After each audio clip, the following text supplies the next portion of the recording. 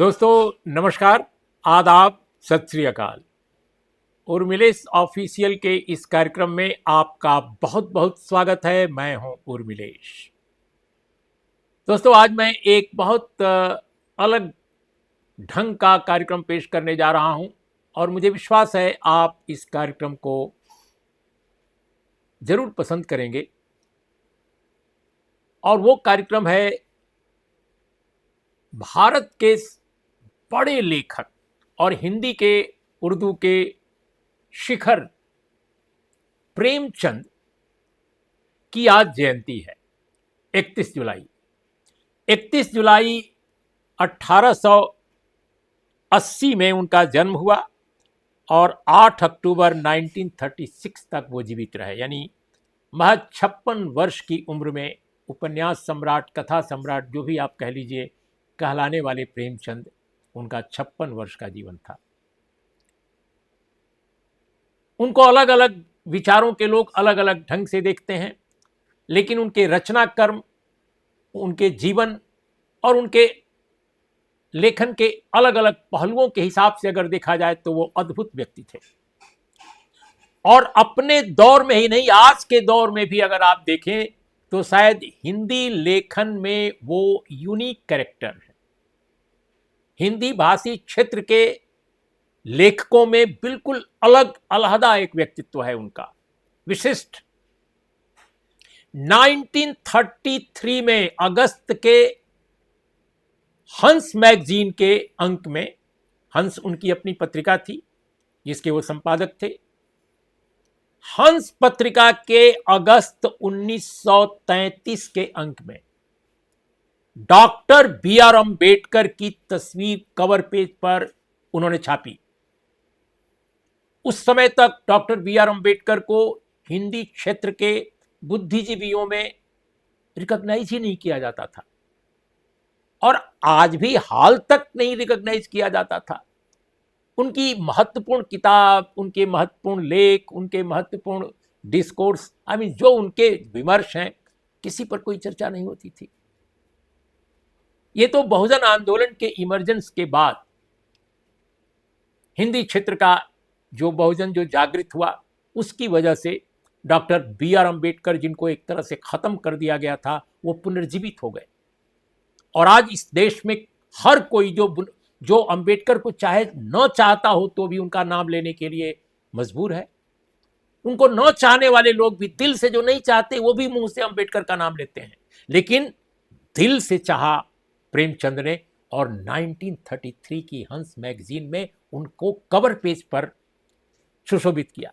और क्या लिखा, बिल्कुल सुना देता हूं संक्षेप में। उन्होंने ऊपर तस्वीर के लिखा, डॉक्टर भीमराव जी अंबेडकर, MA बार एट लॉ। अपने सतत उद्योग से अनेक परीक्षाएं पास करके आपने असीम विद्वता प्राप्त की और ये प्रमाणित कर दिया कि अछूत कहलाने वाली जातियों को ईश्वर ने किन्हीं साधारण उपकरणों से नहीं बनाया। इस समय आप विश्वविख्यात व्यक्तियों में हैं। ये डॉक्टर बी आर अम्बेडकर के बारे में संक्षिप्त टिप्पणी है, थोड़ी विस्तार से भी इसमें और भी चीजें हैं, लेकिन ये बात उन्होंने कही। तो आज मैं इसी विषय पर चर्चा कराने जा रहा हूं। देश के तीन बहुत ही श्रेष्ठ और विद्वान हिंदी के जो टिप्पणीकार हैं, लेखक हैं, बुद्धिजीवी हैं, उनको हमने आमंत्रित किया है आज के शो में। हमारे साथ हैं प्रोफेसर रोहिणी अग्रवाल, हिंदी की जानी मानी आलोचक। हमारे साथ हैं प्रोफेसर शंभुनाथ, हिंदी के अद्भुत विद्वान। और हमारे साथ हैं हिंदी के जाने माने लेखक, टिप्पणीकार और पत्रकार डॉक्टर सिद्धार्थ। आप तीनों का बहुत बहुत स्वागत है हमारे इस कार्यक्रम में। तो सबसे पहले मैं चाहूंगा प्रोफेसर रोहिणी अग्रवाल, आपको क्या लगता है कि प्रेमचंद 1933 में अपने कवर पेज पर हंस पत्रिका के डॉक्टर बी आर अम्बेडकर की फोटो छाप रहे थे, और उस समय अम्बेडकर साहब की उम्र प्रेमचंद से कम थी और वो बहुत सारी पुस्तकों के लेखक भी तब तक नहीं बने थे, लेकिन उनकी जो राजनीतिक या दार्शनिक या वैचारिक तेजस्विता थी, ऐसा लगता है कि प्रेमचंद उससे बिल्कुल वाकिफ थे और उनको लगता था कि ये भविष्य में बहुत बड़ी शख्सियत के रूप में उभरने जा रहे हैं। कैसे आप देखती हैं इस बात? बिल्कुल, प्रेमचंद जी वास्तव में वैचारिक क्रांति के अग्रदूत रहे हैं। अपने समय में भी और हमारे समय में भी वो उसी वैचारिक क्रांति को कई कई कोणों से पढ़ने की सिफारिश करते हुए आते हैं।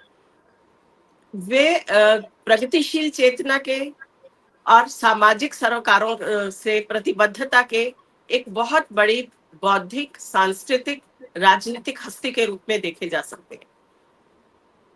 असल में अपने पत्रिका पर अंबेडकर का फोटो छापना और उनके लिए उन्हें एक जननायक के रूप में स्वीकारना, वह हमारी ही वर्ण व्यवस्था के एक बहुत बड़े ब्लाइंड स्पॉट को खुली आंख से न केवल देखना है, बल्कि बहुत ही अ, आत्मविश्वास पूर्वक उसकी कुरीतियों पर कुठाराघात करना भी है कि यह जो वर्ण व्यवस्था हमारे भीतर भेद पैदा कर रही है। हम हिंदू मुस्लिम के भेद से भी ग्रस्त हैं और अब हम सवर्ण और दलित के भेद से भी ग्रस्त होकर इस समाज को कहाँ लेकर जाएंगे। और मैं इसके पीछे देखती हूँ कि यह गांधी जी का प्रभाव प्रेमचंद पर बहुत ज्यादा रहा है। उनका पूरा रचनाशीलता गांधी जी के प्रभावों से है। और जिस समय उन्होंने यह फोटो छापी है, 1930 में उन्होंने हंस शुरू किया। उसके बाद वो धीरे धीरे, हालांकि उससे पहले रंगभूमि में अपने बड़े उपन्यास में वो सूरदास दलित है उसको अपना नायक बना चुके थे। और वो पूरा पूंजीवाद के खिलाफ, महाजनी सभ्यता के खिलाफ और जमींदारों के खिलाफ वह अपना एक संघर्ष छेड़ता है और खास तौर पर भूमि अधिग्रहण जैसी समस्याओं को लेकर आता है। लेकिन उसके बाद वो अपनी कई कहानियों में, जब वो हमारे समय, उस समय के सत्य को लेते हैं, खास तौर पर अगर मैं अंबेडकर के ही कंटेक्स्ट में कहूँ, तो मुझे याद आता है कि जो महाड़ सत्याग्रह किया था अंबेडकर ने 1927 में पानी को लेकर, और उसके 5 साल बाद 1932 में वो ठाकुर का कुआं जैसे कहानी लिखते हैं, जहाँ गंगी उनकी नायिका है, पानी भरने जा रही है लेकिन कोई भी उसको पानी भरने नहीं दे रहा। 2 घूंट स्वच्छ पानी का अधिकार यदि इस समाज के मनुष्य पर नहीं है, तो हम किस स्वतंत्रता की, किस राजनीतिक स्वाधीनता की, किस राष्ट्रीय आंदोलन की बात कर रहे हैं। वे इस कहानी के जरिए दरअसल वो प्रश्न उभार रहे थे। मुझे लगता है कि चूंकि वो पत्रकार थे, क्योंकि वो पढ़े लिखे व्यक्ति थे, क्योंकि वो सिर्फ भारतीय राजनीति से ही नहीं बल्कि अंतरराष्ट्रीय सरोकारों से भी जुड़े हुए थे, इसीलिए समय समय पर होने वाले तमाम तरह के राजनीतिक सांस्कृतिक परिघटनाएं उनकी चेतना को झकझोरती रही हैं, उनके सामने सवाल उठाती रही हैं कि हमें अपने इस समाज का पुनर्निर्माण करने के लिए सबको साथ लेकर चलना है। 1923 में सावरकर हिंदुत्व की बात कर रहे थे, और हिंदुत्व की बात में वो जातियों और विभिन्न धर्मों के एसिमिलेशन की बात कर रहे थे। दरअसल वो उनको सोखना था, अपने अंदर एब्जॉर्ब करने की बात थी, स्वायत्तता देने की बात नहीं थी। और जब अंबेडकर की फोटो वो अपने कवर पर लगाते हैं, उस समय हम याद करें, एक बहुत बड़ा बवंडर राजनीति में गुजर चुका था, पूना पैक्ट। उससे पहले वो सेपरेट इलेक्टोरेट की बात, गांधी जी और अंबेडकर दो अलग अलग विरोधी ध्रुवों की तरह सामने आ चुके थे। और गांधी जी के यरवदा जेल में अनशन के बाद जिस तरह से पूना पैक्ट हुआ, सेपरेट इलेक्टोरेट को वापस लिया गया, और फिर अंबेडकर ने सबमिशन करते हुए, गिव इन करते हुए गांधी जी के प्रस्ताव को स्वीकारा और अलग उनके निर्वाचन की बजाय उसी में ही कुछ सहूलियतों के साथ आगे चले। तो इस तरह से यह विषय इतना लाइव हो चुका था। अंबेडकर एक बहुत बड़ी बौद्धिक चेतना के रूप में हमारे उस समय के समाज में जड़ें जमा चुके थे। प्रेमचंद की रचनाओं को मैं इस दृष्टि से पढ़ती हूँ कि अंबेडकर और गांधी दो ध्रुवों के बीच में वो सामंजस्य स्थापित करने की कोशिश करते हैं। गांधी जी की बात मानते हुए वो अपनी सारी रचनाशीलता में वो हृदय परिवर्तन की बात करते हैं। दलित समुदाय को वह करुणा देते हैं, उनके मानवीय अधिकारों की बात करते हैं, उनको अपना नायक नहीं बनाते हैं। चाहे गंगी हो, चाहे सदगति का सुखी हो, चाहे कफन का घीसू और माधव हो, चाहे सवा सेर गेहूं का शंकर हो, वे सब दमन शोषण के शिकार हैं और जैसे मानव को बताना चाह रहे हैं कि हमारा समाज अनेक परती शोषण के बीच में कराह रहा है। इसे हमें मुक्त करना है और मुक्ति के लिए जरूरी है कि हमें पहले सवर्ण अभिजात्य को, दंभ को और उसके भीतर पलते हुए द्वेष को देखना है और वह द्वेष किस तरह से अन्य व्यक्तियों का शोषण करते हुए उन्हें कीड़े की तरह बिल बिलाता हुआ छोड़ रहा है। तो मैं प्रेमचंद को आज इसी रूप में लेना चाहती हूँ कि वो टेक्स्ट के भीतर सीमित नहीं है। प्रेमचंद, गांधी और अंबेडकर की एक त्रयी बनाकर मैं आज के समय को पढ़ना चाहती हूँ। मैं ये नहीं मानती कि कोई भी रचना अपने समय में जीती है और अपने समय में ही दफन हो जाती है। रचनाकार भी और रचना भी अपने समय का अतिक्रमण करके हमारे समय तक आते हैं और जब वो हमारे समय तक आती हैं तो वो हमारे समय की समस्याओं को एड्रेस कर रहे होते हैं। और अगर हमें आज प्रेमचंद प्रासंगिक लगते हैं तो हमें ये लगता है कि हमारा समाज अभी उतना नहीं बदला जितनी आवश्यकता थी। हम आज भी ऊपर से थोड़ी सी कॉस्मेटिक सर्जरी करके अपने आप को प्रगतिशील बना रहे हैं, लेकिन दरअसल प्रगतिशील चेतना नहीं है। और अंबेडकर का जिस तरह से उन्होंने मुक्त हृदय से स्वागत किया, गांधी के अनुयायी होने के बावजूद, वह आज के समय में बहुत जरूरी मैसेज है कि आज हम विरोधी को अस्पृश्य मानते हैं। एक और हमने एक नई दलित कैटेगरी शुरू कर ली है कि जो हमारा विरोधी है, वैचारिक विरोधी है, वह देशद्रोही है या वह अस्पृश्य है, उसके साथ हमारा कोई भी संबंध नहीं रहेगा। प्रेमचंद समन्वय के, सामंजस्य के और सद्भाव के और संवाद के एक बहुत बड़े वैचारिक शक्ति के रूप में हमें दिखाई पड़ते हैं। मैं उन्हें आज इसी रूप में याद करना चाहूँ। जी, प्रोफेसर शंभुनाथ, प्रेमचंद जी की आज जयंती है और इस मौके पर हम ये चर्चा कर रहे हैं। मैं रिसर्च हो रही है, आप कैसे देखते हैं प्रेमचंद के 1933 के दौरान किए इस मूल्यांकन को? 1933 का जो समय था वह एक तरह से दूसरा जो राष्ट्रीय आंदोलन है, बड़ा आंदोलन जो 1928-29 में शुरू हुआ था, तो उसका लगभग समापन हो गया था। इस पृष्ठभूमि को भी ध्यान में रखना चाहिए। अंबेडकर का जो समय था वो परस्पर संवाद का समय था, या उसको और थोड़ा स्पष्ट करें तो कह सकते हैं कि विरोधी मतों के बीच भी जो दूरी थी वो आत्मीय किस्म की दूरी थी, आत्मीय दूरी कह सकते हैं उसको, अर्थात आत्मीयता भी थी और दूरी भी थी। ये चीज हम प्रेमचंद के संदर्भ में भी कह सकते हैं, गांधी के संदर्भ में भी कह सकते हैं और अंबेडकर के संदर्भ में भी कह सकते हैं कि गांधी ने कभी महात्मा गांधी पर वैसे आरोप नहीं लगाए थे जिस तरह के आरोप या जिस तरह की बातें आज गांधी के बारे में कही जाती हैं। एक तो ये चीज नोट करने की है। दूसरी चीज ये नोट करने की है कि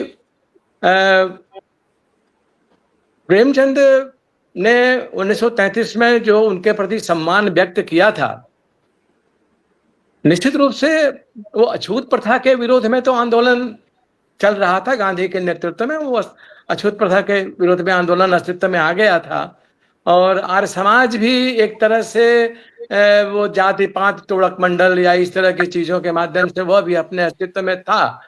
हालांकि वे सुधारवादी ज्यादा थे और प्रेमचंद ने इस बात को बहुत गहराई से नोटिस किया और इसे बड़ा महत्व दिया जो पूना पैक्ट हुआ था। हालांकि अंबेडकर ने बड़ी दुविधा, बड़े द्वंद्व के बीच ये समझौता किया था, पर ये जरूर है कि वे गांधी जी का अगर सम्मान नहीं कर रहे होते और उनको एक जननायक के रूप में, उनको भी एक वैचारिक प्रतिनिधि के रूप में न देख रहे होते तो पूना पैक्ट कभी नहीं करते। तो कहीं ना कहीं वो गांधी के प्रति सम्मान के भाव से देख रहे थे और लगातार ही मुझे लग रहा है कि गांधी भी लगातार अंबेडकर के प्रति संवादशील थे और बहुत सम्मान रखते थे और अंबेडकर भी गांधी के प्रति बहुत सम्मान रखते थे। बाद में भले अभी इधर पिछले दो तीन दशकों से या 2-3 दशक, एक दशक पहले अभी गांधी और अंबेडकर के बीच भी खाई पैदा करने की कोशिश हुई है और प्रेमचंद को भी उसी अनुपात में बताया गया है कि वे सहानुभूति के कथाकार हैं, वे स्वानुभूति के कथाकार नहीं हैं। अर्थात वो बाहर से दलित यथार्थ को देखते हैं। और बहुत ही एक तरह से एक कमतर प्रेमचंद को सिद्ध करने की कोशिश की गई है। प्रेमचंद ने 1905 में एक उपन्यास लिखा था उर्दू में, असरारे माबिद। उस असरारे माबिद में प्रेमचंद ने महंतों के बारे में बहुत लिखा था कि जो तिलक और छाप लगा करके जो ये महंत घूम रहे हैं, ये तो रक्त है, खून है गरीबों का, और वो रक्त लगा के घूम रहे हैं। असरारे माबिद उर्दू में वो उपन्यास लिखा था उन्होंने। इसका मतलब धार्मिक कट्टरता, धार्मिक पाखंड के तो वो विरोधी थे, लेकिन दलित मुद्दे को उन्होंने अपने कथा साहित्य में भी और उसके पहले विचारों में भी, जैसे 1914 में प्रेमचंद ने एक लेख लिखा था, स्वराज का संदेश लेख में उन्होंने बताया था कि ये बहुत दुर्भाग्य की बात है कि हमारे यहाँ अभी भी ऊंच नीच का भेद है। इसका मतलब 1914 में, ठीक आप कह सकते हैं कि 1914 में सरस्वती में कैफियत, जो एक कविता हीरा डोम की आई थी, वो भी 1934 में आई थी। प्रेमचंद ने भी 1914 में स्वराज का संदेश में बताया कि ये जो ऊंच नीच का भेद है, ये बहुत ही दुर्भाग्यपूर्ण है, और ये हमारे समाज के लिए एक बड़ी खतरे की बात है। ये दोनों घटनाओं को अगर जोड़कर देखते हैं कि हीरा डोम की कविता को और प्रेमचंद के उस लेख को, तो हम देख सकते हैं कि प्रेमचंद कितने सजग थे। हिंदी समाज में अभी वो दलित आंदोलन उस तरह से जब अस्तित्व में नहीं आया था, तो प्रेमचंद उसके लिए एक द्वार खोल रहे थे, हम कह सकते हैं। ये जो उन्होंने प्रेमचंद, आपने जिस फोटो की चर्चा की, मैंने तस्वीर देखी है, और मैंने ही संभवतः सबसे पहले इसका ध्यान करीब 30-40 साल पहले आकर्षित किया कि देखिए प्रेमचंद ने ऐसे व्यक्ति पर लिखा और इस तरह से लिखा, उनका सम्मान किया। तो एक तरह से हम कह सकते हैं कि वस्तुतः प्रेमचंद ने हिंदी प्रदेश में, हिंदी क्षेत्रों में दलित आंदोलन का द्वार, हम इसको देखते हैं, दलित आंदोलन का द्वार खोला उन्होंने इसमें। मैं तो इस घटना को इसी रूप में देखता हूँ। ये मैं कहना चाहता हूँ कि दलित अस्मिता और दलित स्वाभिमान का संघर्ष प्रेमचंद ने उपस्थित किया, पर इसके साथ साथ उन्होंने साम्राज्यवाद का विरोध भी किया। इस तथ्य को भी ध्यान में रखना चाहिए। साम्राज्यवाद का विरोध एक केंद्र का प्रश्न था, केंद्रीय प्रश्न था, राष्ट्रीय प्रश्न था। पर इसी राष्ट्रीयता की परिभाषा देते हुए प्रेमचंद अपने समय में ये कहते हैं कि मेरे लिए राष्ट्रीयता की प्रधान शर्त क्या है। वो बताते हैं कि धार्मिक पाखंड और वर्ण व्यवस्था की जड़ को खोद देना, ये हमारी राष्ट्रीयता की शर्त है। जबकि आज हम देखते हैं कि एकदम विपरीत स्थिति है। आज धार्मिक पाखंड भी बढ़ रहा है और एक तरह से जाति व्यवस्था भी ज्यादा मजबूत हो रही है, और इन दोनों घटनाओं की वजह से राष्ट्रीयता की भावना जितनी इस समय कम है, भारत के इतिहास में, कम से कम आधुनिक इतिहास में राष्ट्रीयता की भावना इससे अधिक कम किसी युग में नहीं। ठीक है। डॉक्टर सिद्धार्थ, हिंदी के दो दिग्गज आलोचक, उन्होंने अपनी बात इस विषय पर रखी है और बहुत सारे प्रश्न उन्होंने उठाए हैं और बहुत सारे प्रश्नों का जवाब भी दिया है। एक जर्नलिस्ट के तौर पे, एक टिप्पणीकार के तौर पे, एक लेखक के तौर पे आप कैसे देखते हैं प्रेमचंद को और डॉक्टर बी आर अम्बेडकर के साथ उनके रिश्तों को, उनकी वैचारिकता के बीच में वो कौन सी चीज है जो पुल बनाती है, कैसे आप व्याख्यायित करेंगे? जी सर, एक तो उस जो तस्वीर जो उन्होंने छापी है, हेलो जी जी बोलिए, जो तस्वीर उन्होंने लगाई है और टिप्पणी की है, उसका महत्व बहुत ज्यादा इसलिए बढ़ जाता है कि उस दौर में वामपंथी पार्टियां और उनका लेखन जो प्रेमचंद के बारे में है और उस समकालीन समय के अन्य बड़े लेखकों का जो लेखन है, जो लिबरल हैं, कांग्रेसी हैं या दूसरे तरह के लोग हैं, तो अगर उस संदर्भ में इसको देखिए तो प्रेमचंद अंबेडकर को पहचान रहे हैं। मैं उसमें नहीं जाऊंगा कि उस समय भारत के मुक्ति संग्राम में कितनी भद्दी भद्दी गालियां अयोध्या सिंह दे रहे हैं, या डॉक्यूमेंटों में क्या क्या लिखा जा रहा है, दलाल, मिशनरी, ये वो, गद्दार, और वो पूरी राइटिंग बढ़ी है। ऐसे में उस दौर में अगर ये प्रेमचंद पहचान कर रहे हैं तो अपने समय की और अपने समय के व्यक्तित्व की पहचानों और इतिहास की गति की उनकी कितनी गहरी पकड़ है, इसका वो सबूत है। क्योंकि वो समकालीन क्या लेकर, अभी अंबेडकर कोई स्वीकृत व्यक्तित्व नहीं है, और गांधी जी के साथ टकराहटों के चलते तो बहुत एडवर्स टिप्पणियां भी हैं। गांधी जी उनके बारे में क्या सोच रहे हैं छोड़ दीजिए, लेकिन जो गांधी जी के चाहने वाले हैं।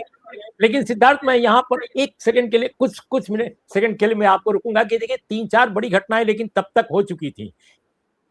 एलियनेशन ऑफ कास्ट भले किताब नहीं आई थी, जो बुनियादी तौर पे एक व्याख्यान था, लेकिन उसके वो जो वक्तव्य था वो सर्कुलेट काफी हुआ था, पहली बात।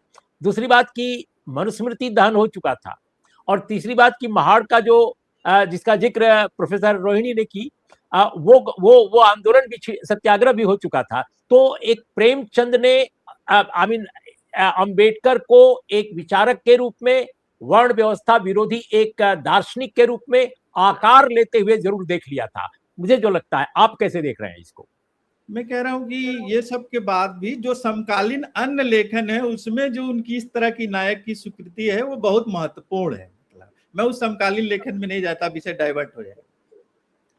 दूसरी बात, मैं प्रेमचंद के बारे में ये कहना चाहता हूं कि प्रेमचंद अपने लेखन के तीसरे दौर बहुत सारे मूल तत्वों को बरकरार रखते हुए एक रचनाकार में होता है, लेकिन जो उनका तीसरा चरण है, पहले चरण में हम सभी लोग जानते हैं कि सारी बातों के बावजूद भी उनके लेखन के केंद्र में सामंती समाज के या उच्च जाति परिवारों के उदात्त लोग हैं मूलतः।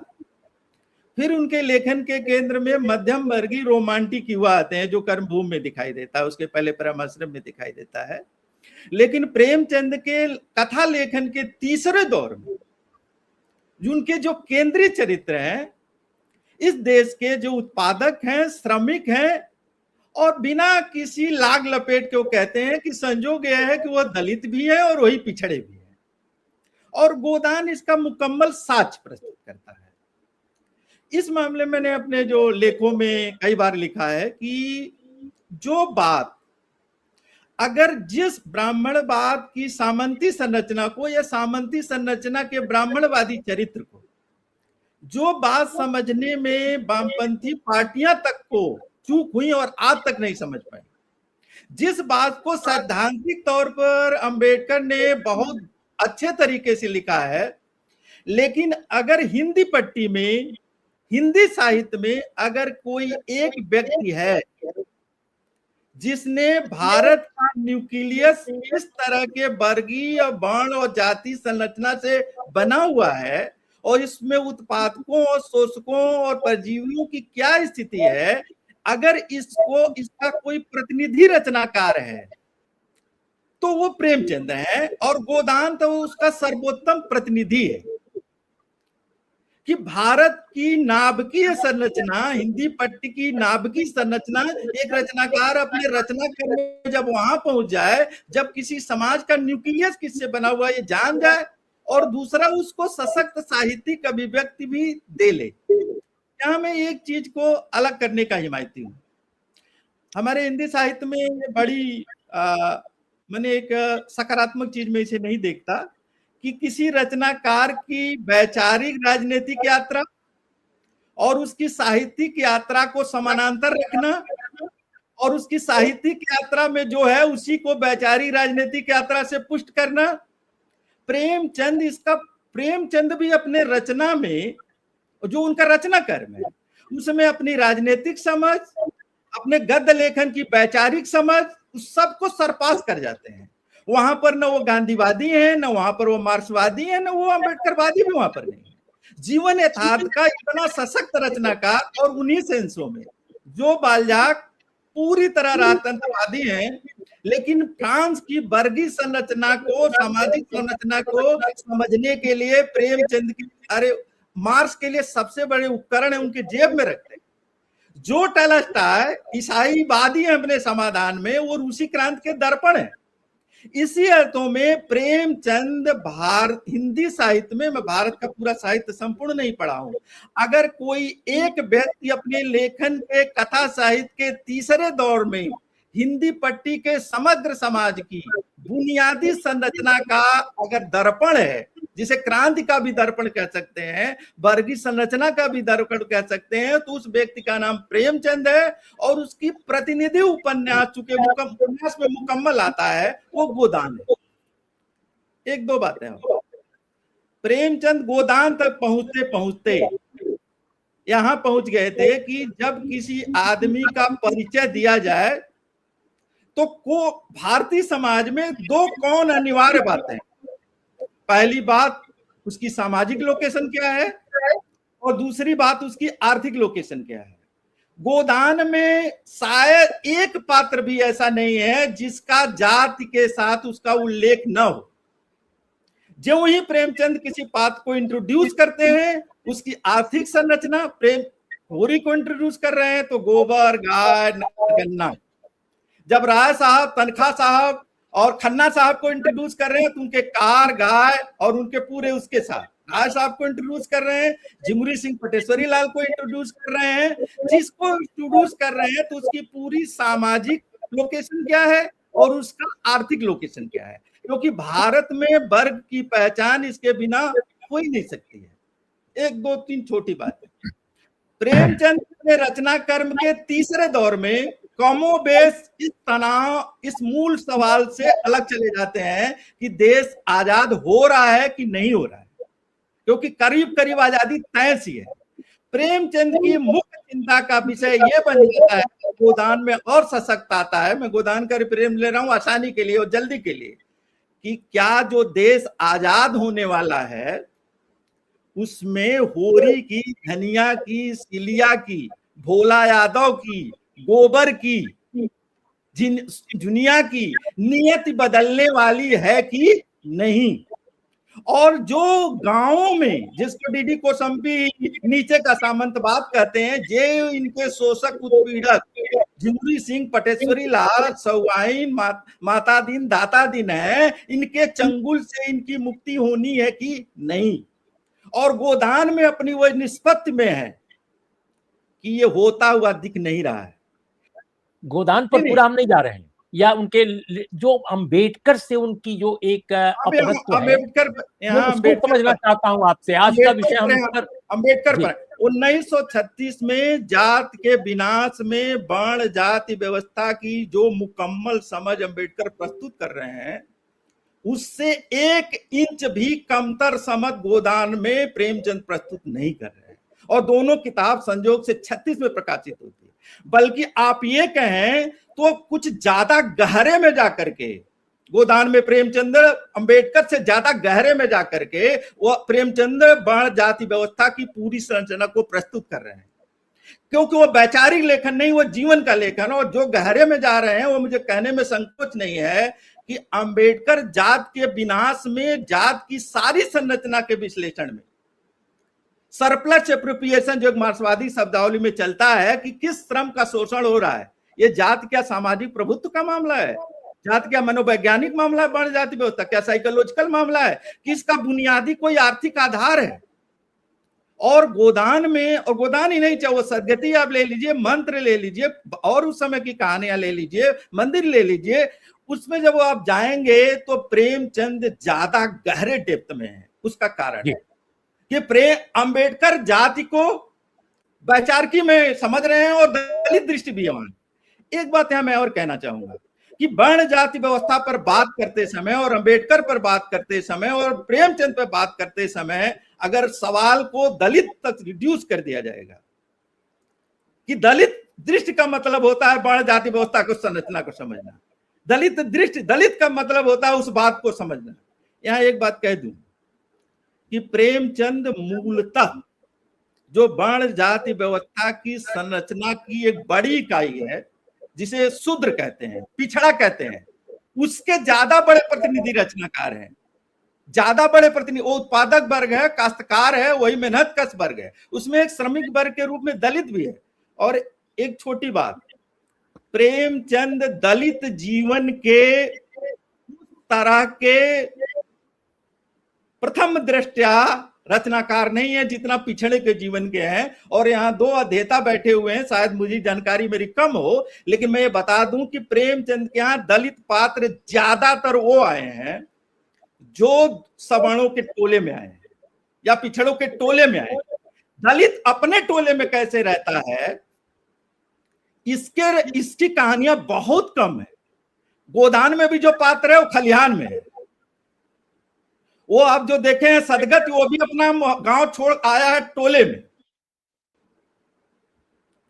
तो प्रेमचंद्र, इससे कोई प्रेमचंद के कद पर फर्क नहीं पड़ता है कि प्रेमचंद दलित जीवन के उस तरह के प्रतिनिधि रचनाकार नहीं है जो एकदम रस रस में बसा हो। और ये हमारे देश की सामाजिक रचना से जुड़ा हुआ है। एक आदमी आसान जी, मैं तीनों लोगों से बिल्कुल आखिर में रिक्वेस्ट करूंगा कि आधा मिनट में, क्योंकि हम आधा मिनट में बिल्कुल दो वाक्य में, सबसे पहले रोहिणी जी आप बताएं कि आखिर डॉक्टर बी आर अम्बेडकर को प्रेमचंद एक चिंतक को, एक विचारक को, एक लेखक को जो उभर रहा है पूरे देश में, एक राजनीतिक व्यक्ति को इतना महत्व देते हैं अपनी मैगजीन में कवर पेज पर डालकर, इसको बिल्कुल आखिर में आप बताइए आप कैसे लेती हैं इसको। ये कोई साधारण घटना नहीं है, क्योंकि उसके बाद हिंदी के किसी लेखक ने किसी पत्रिका में ऐसा नहीं किया। आज भी बहुत मुश्किल से होता है, खासकर हिंदी लेखन में। मैं बिल्कुल ये मानती हूँ कि प्रेमचंद साहित्य के पहले समाजशास्त्रीय चिंतक हैं और वो अंबेडकर को अपनी पत्रिका के जब मुख्य पृष्ठ पर लाकर उनका सम्मान कर रहे हैं और उनके योगदान को वो एक्नॉलेज कर रहे हैं, तो वह दो विचारकों और चिंतकों के बीच का एक संवाद है जो समय को बनाना चाहता है। लेकिन मैं यहाँ एक और कि यहाँ मैं इस बात की तरफ भी इशारा करना चाहूंगी कि प्रेमचंद को हम एक बाइनरी गांधी और अंबेडकर के बीच में भी देखें और ये कहें कि वो रेडिकल अप्रोच क्यों नहीं लेकर आ पाए, जबकि गुलामगिरी और सत्यशोधक समाज के साथ ही दलितों को एकदम विजिबिलिटी भी मिली थी और वो सारे के सारे सरोकार हिंदी पट्टी में भी आ गए थे। प्रोफेसर शंभुनाथ, आप इसी सवाल के जवाब में आप क्या कहना चाहेंगे? मैं ये कहना चाहता हूं कि अगर हम प्रेमचंद को एक क्रांतिकारी लेखक के रूप में देखें या एक राष्ट्रीय लेखक के रूप में देखें, तो एक शब्द से हम उनकी इस प्रवृत्ति को समझ सकते हैं। वह है कि प्रेमचंद की जो क्रांतिकारिता थी या उनकी जो विद्रोह धर्मिता थी, वह समावेशी प्रकृति की थी। वे किसी एक कैटेगरी में नहीं बंद किए जा सकते। जैसे कि उन्हें हम गांधीवादी नहीं कह सकते हैं, उनको हम मार्क्सवादी नहीं कह सकते हैं, इसलिए प्रेमचंद को हम अंबेडकरवादी भी नहीं कह सकते हैं। अंबेडकरवादी नहीं थे इसका अर्थ ये नहीं है कि वे अंबेडकर के महत्व को और उनकी विचारधारा के महत्व को नहीं समझते थे, पर उनकी समावेशिकता का जो दायरा था वो बहुत विस्तृत था, बहुत विस्तृत। ठीक है डॉक्टर सिद्धार्थ, इसी सवाल के जवाब में आप क्या कहना चाहेंगे? इसका उत्तर स्वयं प्रेमचंद ने दिया है। जब मोटेराम शास्त्री कहानी पर उन पर बात हुई तो उन्होंने कहा कि अगर मेरा चले तो मैं आजीवन इन जोकों के खिलाफ, जो उन्होंने ब्राह्मणों और परजीवीपन पर लिखा था, अपनी जिंदगी भर इसी पे लिखूं अगर मेरे पास टाइम रहे। प्रेमचंद गहरे स्तरों पर वर्ण जाति व्यवस्था से घृणा करते थे और उसके एक प्रतिनिधि नायक के रूप में वो अम्बेडकर को देख रहे थे। ओके, तो आप तीनों लोगों को बहुत बहुत धन्यवाद। आप अम्बेडकर साहब की तस्वीर को 1933 में किसी हिंदी के लेखक का या उर्दू के लेखक का अपनी मैगजीन के कवर पेज पर डालना, मैं समझता हूं कि एक ऐतिहासिक परिघटना है, ये कोई मामूली परिघटना नहीं है। तो आप तीनों लोगों ने, मैं समझता हूं कि न्याय किया है विषय के साथ। बहुत बहुत शुक्रिया, बहुत बहुत धन्यवाद। हम भविष्य में भी ऐसे विषयों पर चर्चा करते रहेंगे। और आज प्रेमचंद जी की जयंती है, इस मौके पर हम सब आप तीनों लोगों की तरफ से, अपनी तरफ से उनको सादर श्रद्धांजलि अर्पित करते हैं। नमस्कार, आदाब, सत श्री अकाल।